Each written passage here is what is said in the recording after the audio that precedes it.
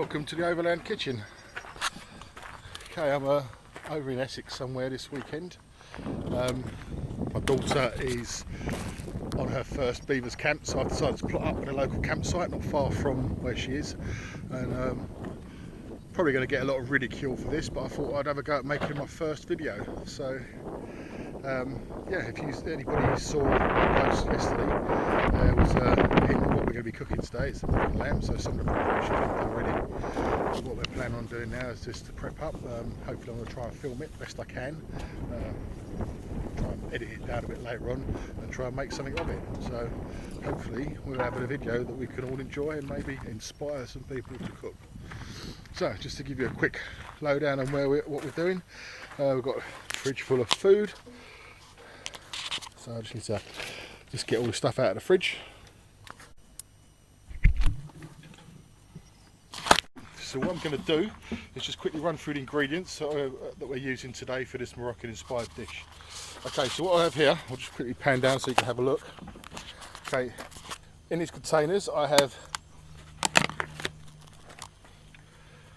3 lots of lamb shoulder. Okay, they've been filleted down, and what I've done last night is I've tossed those in a dry rub of Moroccan spices, ras al hanout, garlic and ginger. Okay, and they've been left overnight just to marinate. So what I'm going to do there first off is we're going to sear them off in the hot pan, remove them, and then the other ingredients to go in to make the sauce, and then they'll be added later. Okay, so we've got onions, garlic, ginger and chilli. Okay, we've got a couple of carrots, tomatoes and celery. That's going to be for a salad to go with it. Some fresh coriander and cucumber. Okay, we have a tin of chickpeas, 2 lots of tomato, we've got, chopped tomatoes, we've got some tomato paste, honey, olive oil, tiny drop of lemon juice, and I've got a jar of the rub that I used for the meat last night, which we may need to add just to the stew as it's cooking if need be.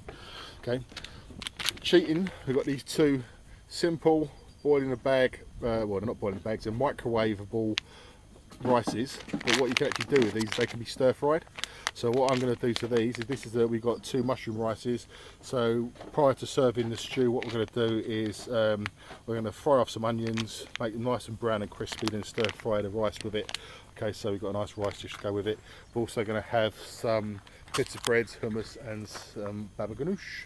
So what I'm going to do now is I'm going to start prepping up. Okay, and once the fire's ready, we will start getting this on get this show on the road. Just like a professional. Okay, what we're going to do is just start off with just prepping up the onions. Sorry. Okay, I've got my producer here telling me that I'm talking too quick, so what I need to do is just slow down a little bit. Remember, whilst cutting an onion, you always need a sharp knife, because that stops your eyes. And you can hear that, can't you? Because he's now in shot. Well, he's not in shot, but he's in the background. Okay, what we're going to do is we're going to peel up 2, maybe 3 of these onions. First lot will go in after the meat's been seared off. And that's going to add to the flavour of the sauce.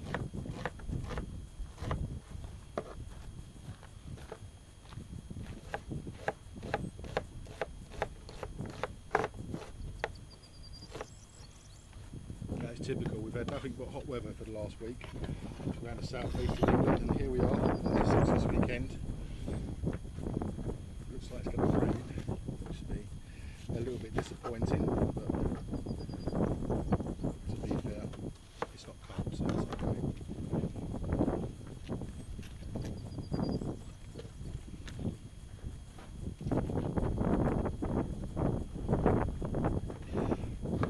As you see what I'm doing, I'm just roughly chopping the onions, peeling them, cutting them in half, slicing them into semicircles, about 2 to 3 millimetres thick each. A lot of this will actually dissolve away to nothing when it's cooking.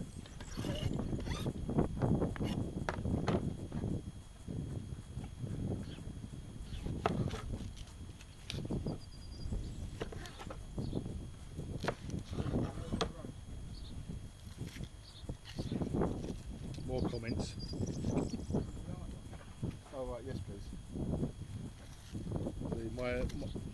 My faithful assistant who's managed to get the fire going has kindly just offered me a beer from my own fridge, which is always nice. Come and say hello to the camera, Pete. Let's make you famous.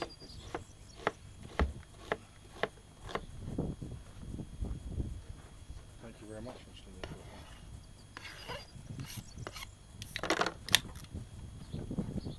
Thank you. Right, carrots. What I'm going to do is just going to take the ends off of these, half them, and thickly slice them. Okay, the thing with carrots, if you cut them too small, for long slow cooking, they'll just dissolve, well not so much dissolve away, but they will get incredibly soft and fall apart. But I'm cutting these about 5mm thick, give or take. Okay, they should keep their shape and they should keep a little bit of their crunch even after long slow cooking. Can I have that please? I think. I was finding on that. You finish first. Fill it up.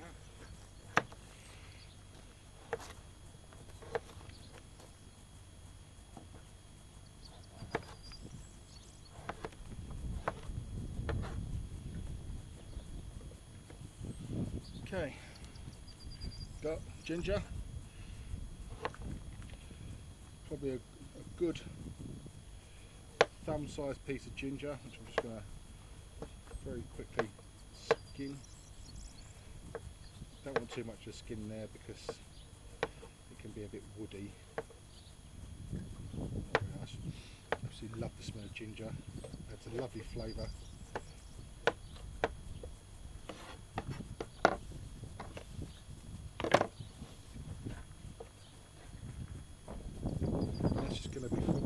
Sliced up, cut in half and finely sliced.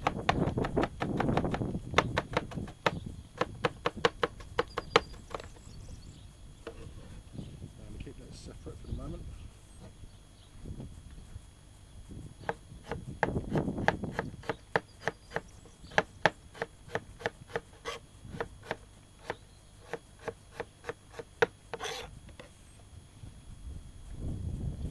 Obviously when you're camp cooking, you need a beer or wine, which we'll be having with dinner.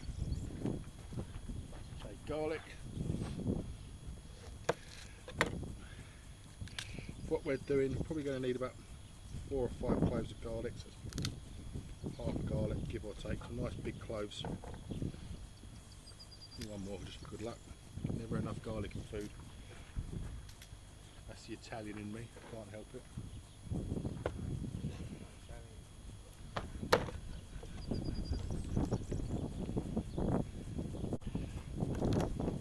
So I've got Pete moaning that I'm not talking enough.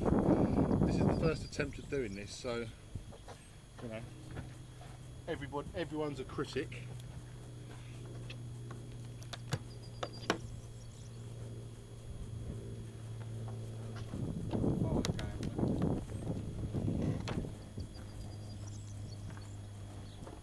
So you're crushing them and you're not grating it? No, it needs to be sliced up, just like the ginger. Very coarsely chopped, doesn't have to be neat, doesn't have to be tidy. This will pretty much dissolve into nothing as it's cooking anyway. And lots of lovely flavour, that's what we're doing. Have you got a tin opener? No. Okay, I've just come across our first problem of the day. There's a can of chickpeas, so I don't have a tin opener.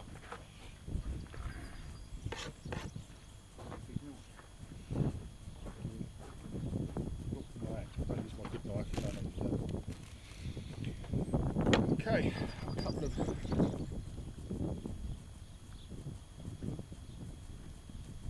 chickpeas are here.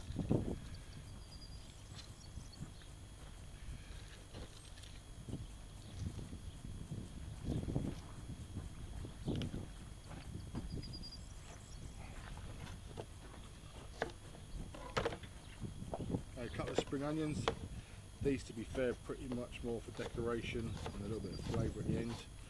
Just cut them at a posh, very chefy diagonal. Okay, the bits at the end which are a bit rooty and not very nice, they can all go into the dish. That's just for more flavour.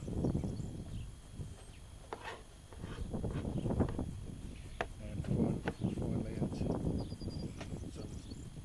finely sliced chilli. And this will be sprinkled over the dish at the end with some onions, just to give it a little bit of lift, a little bit of bite, a little bit of fire, but not too much.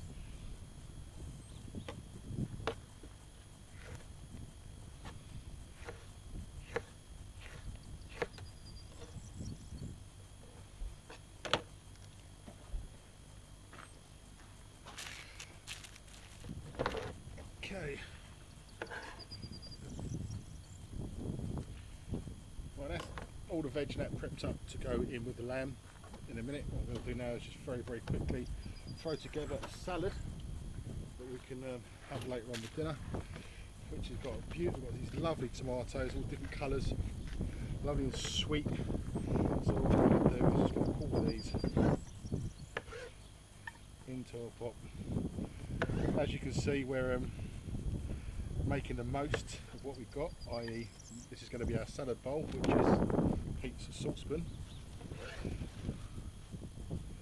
So that will do perfectly for what it's for. I'll prep this up now. This can go in Pete's fridge till later, and we'll have this served for dinner later on.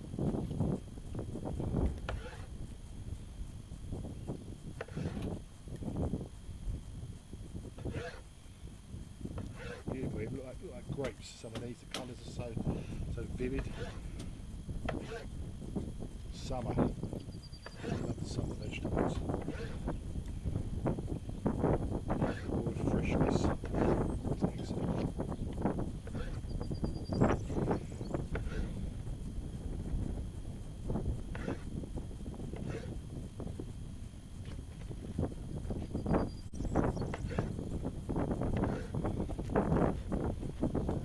Okay, so we've got a good mix of tomatoes in there.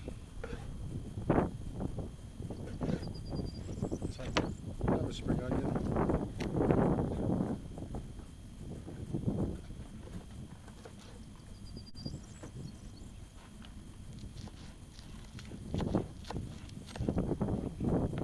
Soft leafy bit at the bottom, that will go into the dish, not worried.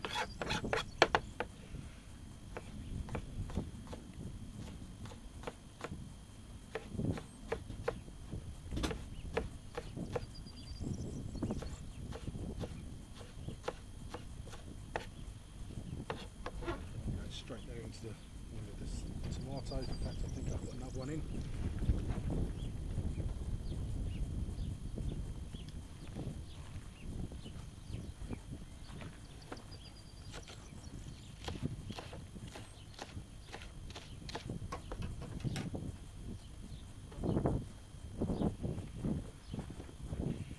You can see my compadre Pete just cutting around camp. Not quite sure what he's doing yet. He's still trying to figure out how to open a tin of chickpeas without a tin opener. So there you go. It's the first problem we've come across. And for all you real hardcore overlanders out there, I'm sure you've all got a tin opener in your rigs. I don't have one in my trailer at home, but I forgot to pick it up. Live and learn. So Pete can do his two Ronnie's bit in the background.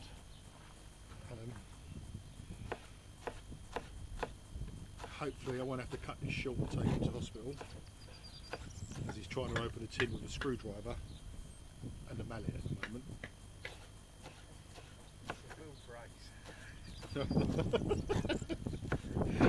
It's actually a wheel brace, there you go.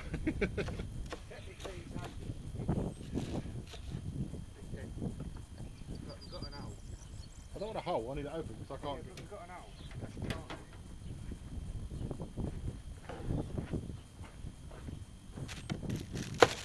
Okay, a little bit of salad, a little bit of cucumber to go in the salad. Probably about 1.5 inches, give or take. What I tend to do is cut it in half and then quarter it down the middle, and then just use your knife and just take the pips out, because that's the watery bit that makes your salad go all soggy and nasty.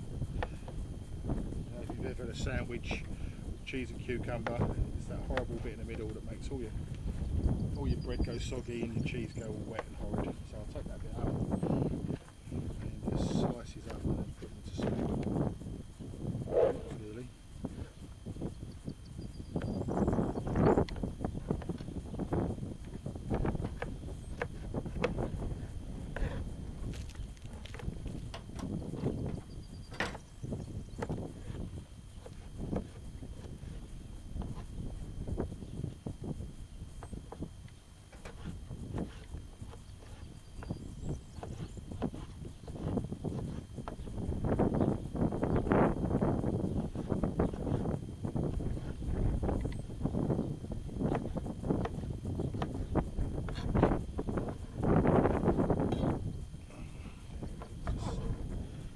Salad.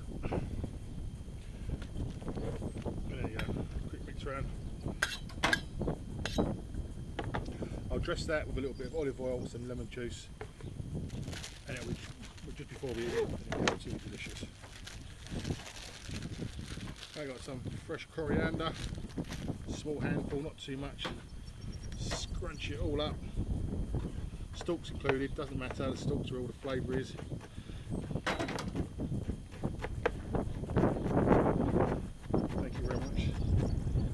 Tin of chickpeas have been opened with the wool brace.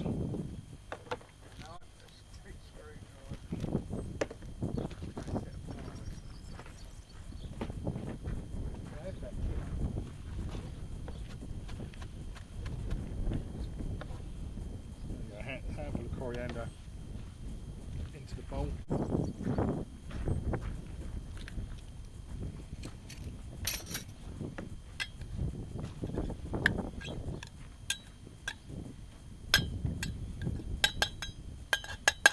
There you go, beautiful fresh salad. That's going to go.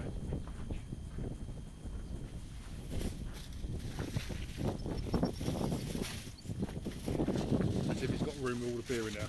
So cover that over. Let's get that away.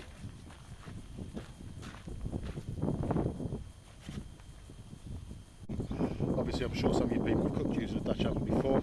I'm just going to use this primarily as a saucepan today, okay, but we all know that these Dutch ovens get incredibly hot being cast iron, so it's always good to make sure you've got your lid extractor tool, and I find a valuable bit of kit is a pair of welding gloves, okay, because it means you can, if you need to, you can pick the pot up using your hands. So I always get them close at hand when I'm cooking.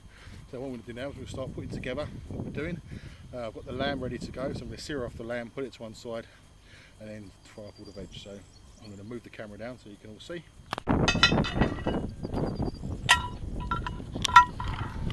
Right, start off with a generous glug of olive oil.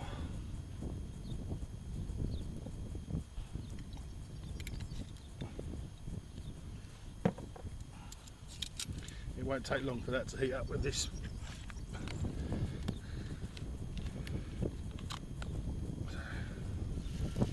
What I'm going to do first of all is just load them up on their sides so that we can rend off some of that beautiful lamb fat. Make sure it's nice and brown.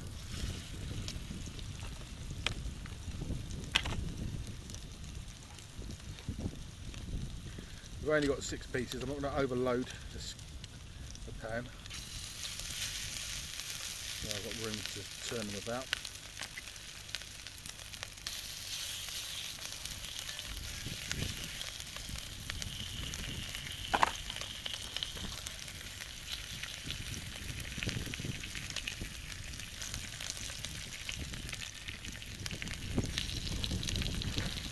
Legs. I feel the hairs on my legs burning.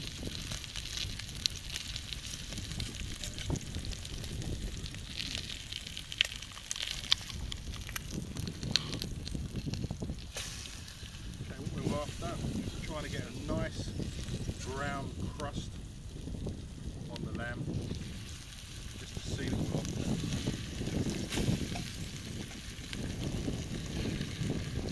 2 or 3 minutes.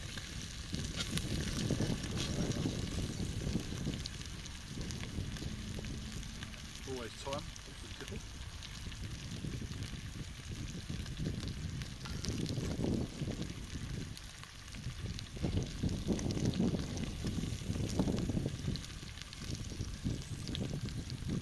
Smells gorgeous, really nice. All those flavours are getting into the oil, lovely and hot. Delicious.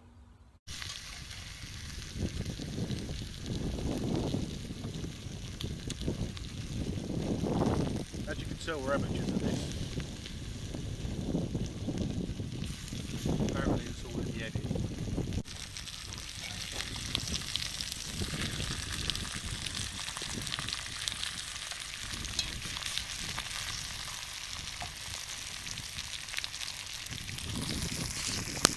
As you can see, there's a beautifully seared all over, a little bit blackened.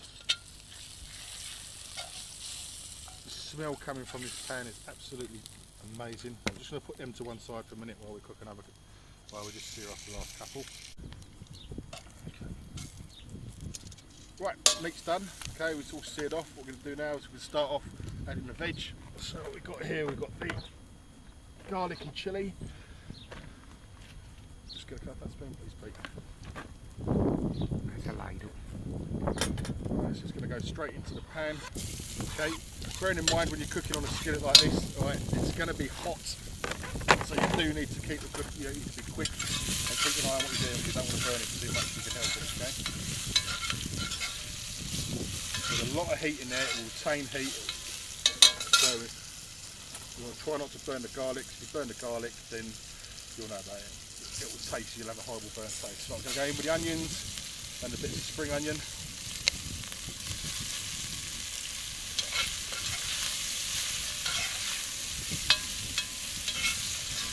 Don't be put off by the blackening in there, it's just part of the rendering from the meat. Okay. I'm going to keep the carrots to one side for a bit. We've got about 3/4 of the onions there. And all we're going to do is just keep them moving around in the pan, saucepan down, soften them right up before we return the meat. Okay, so whilst that's happening, we'll just get the tomatoes ready. Don't need a tin opener for this one. Or a screwdriver, a wheel brace. brace. Or a wheel brace. Without wheel brace, with wheel brace. But it works. And he managed to drain them as well. Thank you, Peter.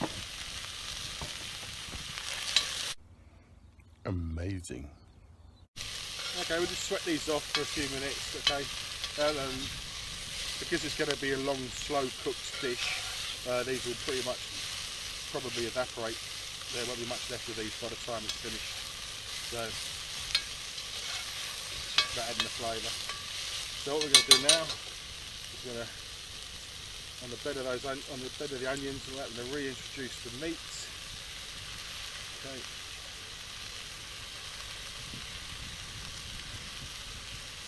Should have just enough room to try and squeeze all of these beautiful, tasty lamb morsels in.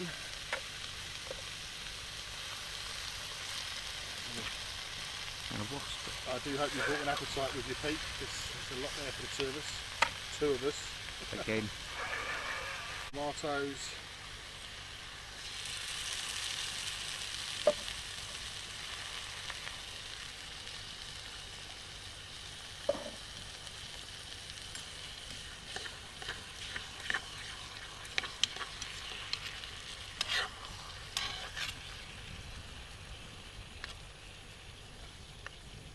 As you can see, this is sizzling away on one side and not on the other, so I'm just going to pull it over to the edge so that we can cool it down, well, not cool it down, but slow it down just a little bit. Cooking process if we can. Okay, next we have a good squirt of honey. So a good helping of honey. That'll help sweeten it up. tomato puree.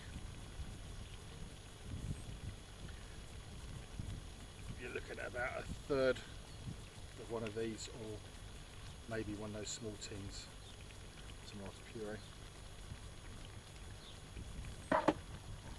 Get those chickpeas in. Chickpeas are quite hardy, so they can take long, slow cooking.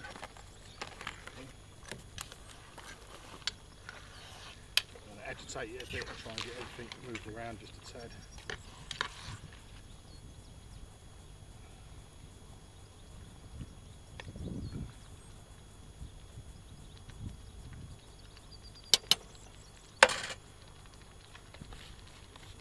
Don't think we have room for the carrots. Oops, daisy.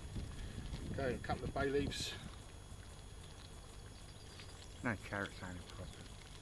Yeah, see, Pete, my cameraman, he doesn't do veg very well. Producer, cameraman, Trying to teach him. a tin opener man.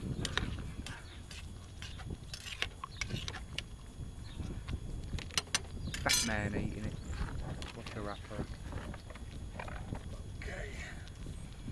So we're pushed for space here, so we'll push some of these down the side. Kind of as you would with a tagine, where you would build your veg around the meat. That wasn't the intention, but it may work. And push a few of those down there in between the meat.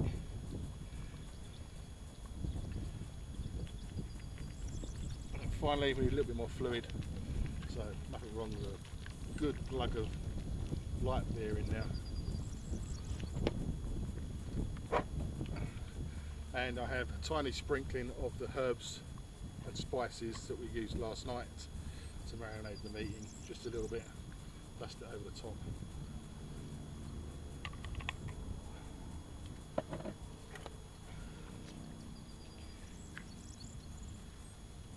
And agitate that again a little bit. And that's it. I'm going to leave this low and slow, cook this for the next 3 to 4 hours, and hopefully, fingers We'll crossed, be hungry. Or drunk. we'll have a lovely Moroccan style stew.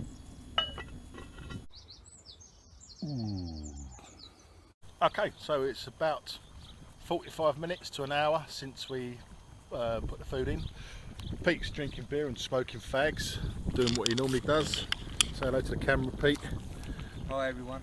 Okay, so what we've done is we fried off some onions, which we started doing earlier on, and now I've just added one of these packets of rice to the onions. And all we're going to do is we're just going to heat it through gently and mix it all up.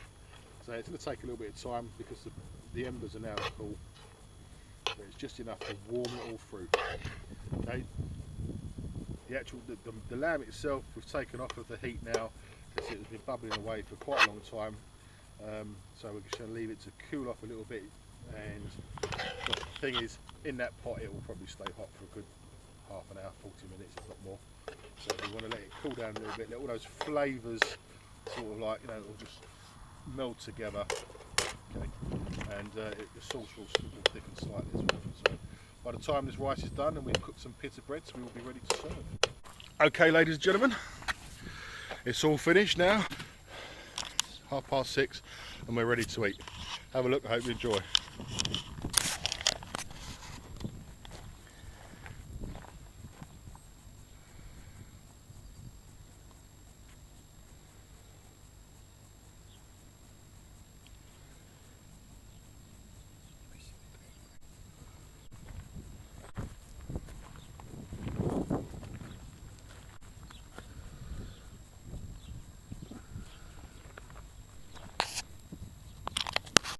Okay, just about to run out of battery, so now don't mind us while we eat.